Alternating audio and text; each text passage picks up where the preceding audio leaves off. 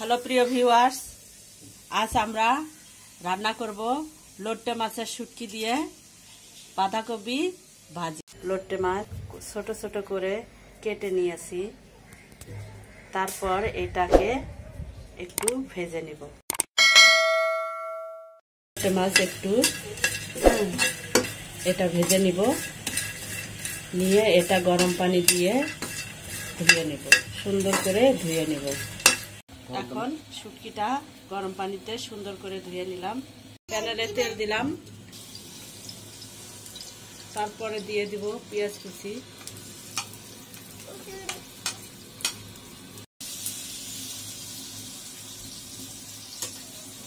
পেঁয়াজটা একটু তেল দিয়ে ভাজা হয়ে গেলে দিয়ে দিব রসুন কুচি,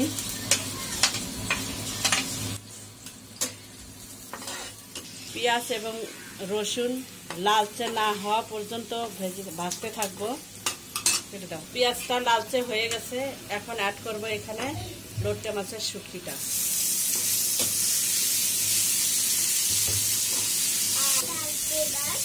মরিচ,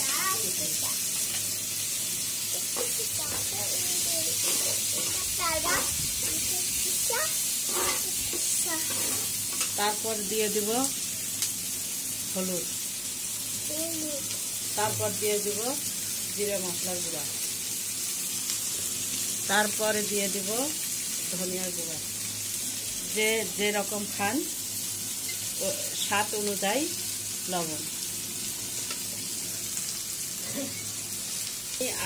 আমার যতটুকু প্রয়োজন অতটুকু দিয়েছি, আপনারা যার যতটুকু প্রয়োজন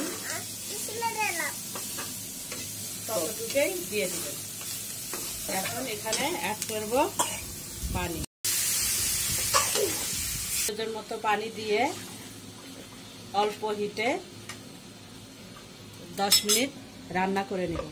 10 মিনিট পরে আবার দেখে নিব,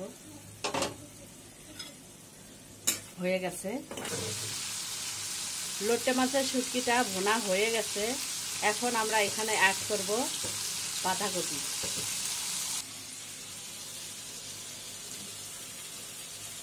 এখানে বাঁধাকপিতে যতটুকু লাগবে মরিচ চুলাই এখানে লোট্টে মাছের শুটকির সাথে অ্যাড করেছি।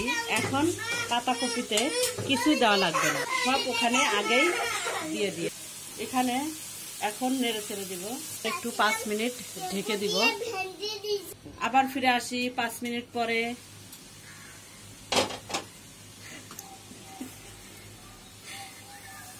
ভালো করে নেড়ে চেড়ে দিব, না হলো শুটকি মাছ আর পাতাকপি ম্যাচিং হবে না।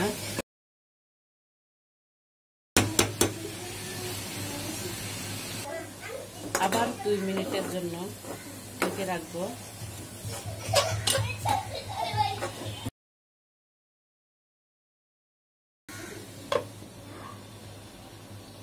হ্যালো প্রিয় ভিউয়ার্স, এখন আমার রান্নাটা হয়ে গেছে। লোট্টে মাছের শুটকি বাঁধাকপি ভাজি। এখন আমার রান্না শেষ, আমি নামিয়ে পরিবেশন করব।